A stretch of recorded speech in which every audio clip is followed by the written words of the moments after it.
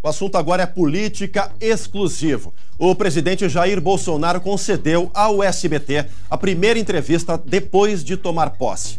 Bolsonaro afirmou que pode acabar com a Justiça do Trabalho e antecipou a proposta do governo para a idade mínima de aposentadoria. A entrevista foi dada aos jornalistas Carlos Nascimento, Débora Bergamasco e Tiago Nolasco.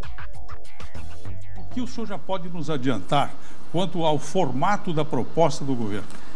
O que nós queremos é aproveitar a reforma que já está na Câmara. Começou com o senhor Michel Temer. Vamos rever alguma coisa, e porque a boa reforma é aquela que passa na Câmara e no Senado, não a que está na minha cabeça ou na da equipe econômica. Uma notícia que circulou hoje dá conta de que já existe uma idade mínima aprovada para essa proposta da Previdência de 65 anos para os homens, 63 para as mulheres ou 63 anos para os dois. Isso procede? Olha, o que nós pretendemos, ao você botar num plano a reforma da Previdência, nós passarmos dar um corte até o final de 2022. Essa aqui é uma ideia inicial. Aí seria aumentar para 62 os homens, 57 as mulheres, não de uma vez só, né? Um ano a partir da promulgação e outro ano a partir de 2022. Essa é a ideia. E o futuro presidente reavaliaria essa situação e botaria do próximo governo, 2023 até 2028, né? Passar para 63, 64. Essa aqui é a ideia. Que quando você bota tudo de uma vez só num pacote, primeiro que você pode errar, e nós não queremos errar. Mas a oposição, como regra no Brasil, quanto pior estiver o governo, melhor, vai usar os 65 anos para dizer à população que nós fizemos uma tremenda maldade com o povo. Não queremos fazer isso daí. Isso tem a ver muito com o serviço público. Você não pode, por exemplo, você pega o IBGE, né? Você vê nas estatísticas ali, a expectativa de vida no Piauí, 69 anos. Então, o 65 fica um pouco forte para algumas profissões. Você tem que levar em conta isso daí. E o que mais pesa no orçamento, né, é a questão da Previdência Pública. Essa vai ter maior atenção da nossa parte. E, no meu entender, vamos buscar também eliminar privilégios. Então, não é uma reforma simplesmente dar um número para todo mundo. Haverá diferença para facilitar a tua aprovação e também não fazer injustiça com aqueles que têm uma expectativa de vida menor. O senhor citou aí a questão dos privilégios, né? Eu queria saber se o senhor pretende aumentar a alíquota de contribuição previdenciária para os servidores públicos. Olha, eu não pretendo, deixa bem claro isso aí. Eu sei que em São Paulo passou de 11% para 14%. Você já tem uma alíquota de imposto de renda altíssima que não é corrigido ano após ano. Na verdade, é um redutor de renda. Acredito que não seja necessário fazer isso aí. Então, daqui a pouco você vai querer que o governo fique com o seu líquido e você fique com aquilo que é descontado da parte do governo. Então, eu acho que é injusto essa questão. 11% está de bom tamanho, mais 27,5% de imposto de renda, está de bom tamanho isso aí. Ainda falando de Previdência, se diz que a proposta que o Paulo Guedes, o ministro da Economia, vai apresentar para o senhor, apresentaria uma possibilidade de começar a idade do serviço público, do servidor público, um pouco maior do que os trabalhadores do regime geral. O senhor acha viável essa proposta? Como regra, o servidor público, você tira aí o pessoal da segurança. Como regra, não está sujeito àquelas intempéries dos outros, né? Do geral da Previdência. Então, eu acho justo essa questão do contrato de servidor público. E grande parte do nosso déficit é a Previdência Pública da União, Estados e municípios. Presidente, o senhor pediu a revisão em cada ministério sobre liberações de recursos, sobre exonerações dos últimos 30 dias do governo Temer. Qual que é o seu objetivo com isso? Tem alguma coisa que o senhor viu, já detectou que não está te parecendo boa? Por exemplo, né, a gente vai falar em criptomoedas. Uma das publicações de Estado da União, em torno de 40 milhões de reais, para que o índio brasileiro passe a ter acesso a criptomoedas. É lamentável uma decisão nesse sentido. Vai ter que ser revista. A Damares já conseguiu sustar a liberação desse recurso. Outras vão tentar rever, você pode ver. Lei Rouanet, por exemplo, lá Furnas, Rio de Janeiro. No dia 12 de janeiro, 21 processos foram assinados. Eu poderia falar cada um deles. Um deles chama a atenção, R$200 mil para que faça 2 corridas em comunidades pacificadas, uma delas do Borel. Se eu não me engano, ali a inclinação do morro é 60 graus, não tem cabimento isso daí. Agora, cada corrida de rua, R$100 mil, isso você está promovendo o esporte, está na cara que algo errado está acontecendo ali. Sem falar Ministério agora, porque a gente vai correr atrás sem polemizar, isso é uma regra. Vou ter que falar o Ministério. O Ministério do Turismo, né, há poucos meses, encomendou uma consultoria para saber se um determinado país aqui, outro, né, você poderia abrir uma representação para estimular o turismo do Brasil. A conclusão foi que não era viável. Quanto se pagou por essa consultoria? R$3 milhões. O senhor acha que tem margem para corrupção nesses casos todos? Está na cara que tem muita coisa errada. É que eu acho que ninguém, nenhum agente público, ia jogar fora R$3 milhões e fazer uma consultoria que, com todo respeito, qualquer um de nós poderíamos, né, fazer algo parecido com consultas na internet, simplesmente. Presidente, o ministro Paulo Guedes falou em abandonar definitivamente a legislação fascista da CLT. Pode vir aí uma nova reforma trabalhista? O que mudaria para o trabalhador? O Paulo Guedes sabe, já tem discutido com ele, que os direitos trabalhistas são previstos no artigo 7º da Constituição e não pode ser mexidos por emenda à Constituição porque estão nas tal das cláusulas pétreas. Ele pretende, como exemplo da última reforma que nós fizemos, facilitar a vida de quem produz no Brasil. Quando eu falei que é difícil ser patrão no Brasil, os sindicatos falam, é difícil ser empregado. E eu responderia agora, que não tive a oportunidade de responder, mais difícil ainda estar desempregado. É a situação que está o Brasil. O Brasil é um país de direitos em excesso, tá? Agora falta emprego. Porque quando você pensa em produzir alguma coisa, quando você vê a questão dos encargos trabalhistas, que atrapalha a todo mundo no Brasil, aquela pessoa desiste de empreender. Olha os Estados Unidos, por exemplo, lá não tem quase direito trabalhista nenhum. Não adianta você ter direito e não ter emprego, não ter trabalho. Então a ideia é aprofundar mais ainda uma reforma na legislação trabalhista sem tirar direito de ninguém. O senhor acha que a Justiça do Trabalho deveria acabar? Eu acho que qual país do mundo que tem? Tá? Tem que ser justiça comum. Tem que ter a sucumbência. Quem entrou na justiça, perdeu, tem que pagar. Até 1 ano e meio atrás, no Brasil, era em torno de 4 milhões de ações trabalhistas por ano. Ninguém aguenta isso. Nós temos mais ações trabalhistas que o mundo todo junto. Então, algo está errado. É o excesso de proteção. É igual um casamento. Se há um ciúme exacerbado de um lado ou de outro, esse casamento tem tudo a acabar. E o governo do senhor vai mandar um projeto de lei, alguma proposta para acabar com a Justiça do Trabalho, então? Isso daí a gente poderia até fazer, está sendo estudado, em havendo o clima, nós poderemos discutir essa proposta e mandar para frente. Inclusive, nós queremos, você pode ver, a mão de obra no Brasil é muito cara. O empregado ganha pouco, tá? Mas a mão de obra é cara. Eu costumo dizer, né? É pouco para quem recebe, muito para quem paga, né? Devemos modificar isso aí. Alguém ganha R$1.000 por mês, o patrão está gastando, na verdade, 2 mil. E o senhor vai determinar por decreto maior facilidade para que as pessoas possam tirar a posse de uma arma, ter a posse de uma arma? O grande problema do Estatuto do Desarmamento, que nós, o povo optou, o povo, não foi eu trabalhei favorável a isso, né, pelo direito da compra de armas e munições, por ocasião do referendo 2005, se não me engano. Né? Então o que acontece? Ali na legislação tem um inciso que diz que você tem que comprovar efetiva necessidade. Isso passou a ser algo subjetivo.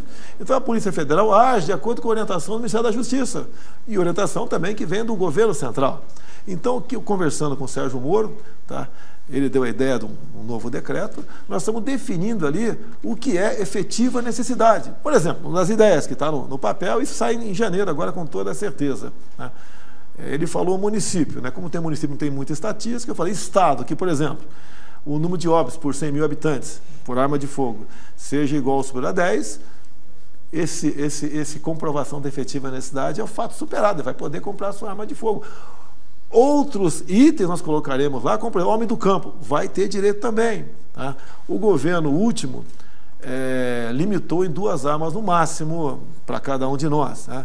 O que eu estou propondo ali? Do povo, 2 armas. Para os agentes de segurança, 4 ou 6 armas, aumentar o número de armas. Pretendemos também, não está definido, pretendemos, é um decreto que diz sobre o monopólio de arma de fogo, pretendemos abrir o nosso mercado a outras armas também. Presidente, só para eu entender, isso tanto para o porte quanto para a posse, só para posse? Esse é o decreto, só sobre posse. É posse de arma de fogo. A questão do porte, nós vamos flexibilizar também. Tá certo? Pode ter certeza disso aí. Qual que é a ideia também? Por decreto? Não, podemos sim dar por decreto, porque você tem alguns requisitos para você cumprir. E esses requisitos são definidos por decreto. Eu gostaria de falar sobre a questão do Bolsa Família. Uma das propostas da campanha do senhor foi criar o 13º do Bolsa Família, e ontem o ministro chegou a dizer também criar uma fórmula da pessoa beneficiada conseguir sair do Bolsa Família. Já tem essas propostas definidas para quando seria? O ministro Osmar Terra, né, já vinha fazendo um bom trabalho nessa área, tanto é que nós resolvemos mantê-lo lá. Combate à fraude. No combate à fraude do Bolsa Família, você consegue dinheiro, recurso para pagar o 13º. Agora, nós queremos sim uma saída. Para alguns não tem como ter saída, dada a idade, a situação de saúde, mas acredito que pelo menos metade dos que estão aí dá para você buscar uma saída para eles reinserirem no mercado de trabalho. Agora, como eu disse, você tem que desburocratizar, desregulamentar, o Estado tem que sair do cangote de quem produz, de quem empreende, para você criar emprego no Brasil, senão você não consegue criar. A Rússia mandou aí há poucos dias aviões militares e despachou também soldados para treinar militares venezuelanos. Fala-se até na possibilidade da implantação de uma base militar russa na Venezuela. Isso provocou ou provocará mudanças na fronteira brasileira? Olha, o mundo está de olho na Amazônia e não é de hoje. Quando você fala desse acordo do clima, o ECO 24, o ECO 25, tem certas medidas propostas para nós aqui, que o pessoal me critica, que eu critico essa questão do clima, que você não tem como atingir. Se reserva para nós o reflorestamento de uma área. Se você hoje em dia, Carlos, contratar 100 mil pessoas, até 2030 você vai conseguir reflorestar o que eles querem. E as primeiras medidas contra você são políticas, depois econômicas e talvez depois de força. Então nós temos preocupação tocante a isso. A Rússia, sim, já estava previsto, fez uma manobra na Venezuela. Nós sabemos qual é a intenção do governo lá, Maduro, né, ou da ditadura do Maduro. E o Brasil tem que se preocupar com isso daí. Ao longo dos últimos 20, 25 anos, as nossas Forças Armadas foram abandonadas. Né, por uma questão do quê? Política. Porque nós, das Forças Armadas, somos o último obstáculo para o socialismo. O dia que quebrar a nossa coluna vertebral, eles impõem aqui um regime de exceção aqui dentro, como Chaves fez lá. Quebrou a coluna das Forças Armadas, o coronel que não gritasse viva Chaves não saía general, e hoje tem um número absurdo de generais lá. Então conseguiu impor o regime de força dessa maneira, corrompendo, subornando e tirando o moral das Forças Armadas. Tentaram fazer conosco isso. Dilma Rousseff, por exemplo, em Quito, em 2014, uma das decisões que ela tomou lá era criar no Brasil uma Real Academia de Defesa, ou seja, para que todos na América do Sul, nós do Brasil também, nossos coronéis, passassem por essa academia para poder então, depois de uma pesada doutrinação, tá, ou imposições, promover quem bem entendesse o cargo de general. Então essa é uma grande preocupação que nós temos. A aproximação minha com os Estados Unidos é uma questão econômica, mas pode ser bélica também. Nós podemos fazer acordo voltado para essa questão, para nós aqui no Brasil. Nós não queremos aqui ter um superpoder na América do Sul, aqui não. Mas devemos ter, no meu entender, a supremacia. Isso incluiria a possibilidade de uma base militar americana no Brasil? Olha, a questão física pode ser até simbólica. Hoje em dia, o poderio das Forças Armadas americana, chinesa, soviética alcança o mundo todo, independente de base. Agora, de acordo com o que puder vir a acontecer no mundo, quem sabe você tenha que discutir essa questão no futuro. Eu gostaria de saber se o senhor acompanhou a entrevista que a gente deu com exclusividade com o ex-assessor parlamentar Fabrício Queiroz. Ele prestou alguns esclarecimentos ao SBT, né, aos brasileiros, sobre movimentações financeiras que o COAF colocou sob suspeita. Ele falou sobre a quantidade, redimensionou o valor, falou também que fazia negócios com carros e que tinha uma segurança. O senhor ficou satisfeito com as explicações? Olha, ele responde pelos seus atos. Eu não tenho nada a ver com essa história. Tem apenas, não um cheque, 10 cheques de R$4.000, na verdade, que eu o conheço desde 1984, foi meu soldado na Brigada Paraquedista. Depois foi trabalhar no gabinete do meu filho, deputado estadual. Sempre gozou de toda a confiança minha. E mais de uma vez já havia emprestado dinheiro para ele. Eu já prestei para alguns outros funcionários também. Eu dou essa liberdade e não vejo nada demais nisso aí, não cobro juros, nada. Ele falou que vendia carros, eu sei que ele fazia rolo. Agora, quem vai ter que responder é ele, tá? Agora, o COAF fala em movimentação atípica, isso quer dizer que seja ilegal, irregular, pode ser. Agora, outra coisa tem que deixar bem claro, não são R$1.200.000, são R$600 mil. E outra, se tiver algo errado, que pague a conta quem cometeu esse erro. Agora, você pode ver, nesse pente fino que o COAF passou dentro da Câmara, pegou 17 funcionários, ou 18, né? Que tinha movimentações atípicas, né? Esse Queiroz, segundo o COAF, 1.200.000, na verdade 600 mil, mas vários outros tinha de 5 milhões, 10 milhões, queria até 40 milhões de reais, ninguém toca no assunto. Todos têm que pagar, não interessa se desviou R$1 ou 40 milhões de reais, tem que pagar, porventura essa movimentação foi irregular. E ele continua gozando da sua confiança? Até que ele prove o contrário, eu não pretendo conversar com ele, até porque, né, se eu for conversar com ele, vão falar que eu estou tentando aconselhar de alguma coisa ou de outra. Não quero contato com ele até que isso venha a ser esclarecido. As informações que eu tenho, concretas, ele está com câncer, sim, no intestino. Operou ontem. Foi operado? Tá, foi operado. Então deve ter tirado um pedaço do intestino fora. Não sei se houve metástase também. Peço a Deus que salve a tua vida e que ele dê as devidas explicações aí ao Ministério Público lá do Rio de Janeiro. Agora, a gente nota claramente, tá? Agora, falando aqui, claro, quebraram o sigilo bancário deles sem autorização judicial, cometeram um erro gravíssimo. E outra, a potencialização em cima dele e do meu filho foi para me atingir. Tá mais do que claro isso aí também, um absurdo o que fizeram. Porque eu disse para você, outros 16, 17 servidores da Câmara vinculados a gabinete de deputados, que movimentaram até 40 milhões de reais, na verdade 20 milhões, que é metade disso aí, não sofreram qualquer desgaste junto à mídia. Mas não tem problema não. Estou acostumado a ser tratado, infelizmente, por parte da mídia dessa maneira. Eu queria perguntar o seguinte, o senhor disse no discurso de posse que o atentado que o senhor sofreu foi obra de inimigos da pátria, da liberdade. O senhor acredita, então, que não foi um crime isolado? Olha, o elemento era filiado ao PSOL, tá? No mesmo dia, 4 advogados se apresentaram, no mesmo dia, para defendê-lo. Um, inclusive, pegou um jatinho particular. Então, está na cara que gente com dinheiro e preocupado em não abrir a boca foi em seu socorro. Eu acho que esse pessoal que fez a cabeça dele e acertou ele cometer aquele ato, tinha certeza, 99% de chance, que ele seria linchado naquele momento. Que seria natural acontecer isso aí num clima daquele. Só que o meu eleitorado não é eleitorado do PT. Se fosse o contrário, o atentado em cima do candidato do PT, pode ter certeza que pelos militantes do PT eles seriam linchados, né? Com toda certeza. Isso não aconteceu. A preocupação, por outro lado, ele abrir a boca.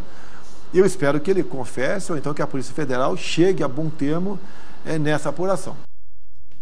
Aí, muitos pontos, muitas polêmicas. Vamos ver o que a Justiça do Trabalho vai falar sobre essa intenção aí de fazer a extinção de todo o aparato da Justiça do Trabalho. A gente vai continuar acompanhando, o pessoal lá em Brasília direto, os repórteres, enfim, os desdobramentos e também as repercussões das declarações da primeira entrevista coletiva do presidente Jair Bolsonaro, que foi para o SBT.